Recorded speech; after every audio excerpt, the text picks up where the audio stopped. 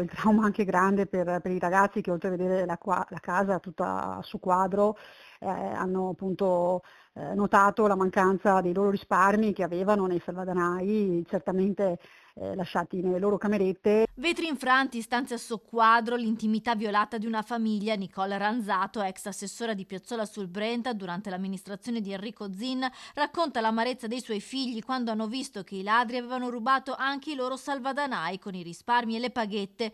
Il furto intorno alle 19 di mercoledì sera nella sua abitazione nella frazione di Tremignon. Fortunatamente non eravamo in casa, ma non eravamo in casa per qualche minuto perché io appunto, ho fatto una deviazione, cambiando appunto, l'idea di tornare proprio a quell'ora, perché dovevo andare a prendere mia figlia che aveva terminato, l'attività di allenamento di atletica a Curtarolo, e da lì a poco insomma è suonato l'allarme sul nostro cellulare.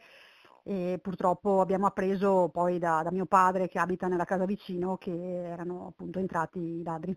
Solo per una pura coincidenza Nicola Ranzato non si è trovata faccia a faccia con i ladri, una razzia durata 10 minuti, con i malviventi che hanno rubato ricordi di una vita di grande valore affettivo. E a me dei gioielli appunto che rappresentavano dei ricordi, perché uno era stato regalato, fatalità, il compimento del mio 40° anno di età, e l'altro da mio marito, sempre insomma ricordi, personali, che ahimè non ci sono più.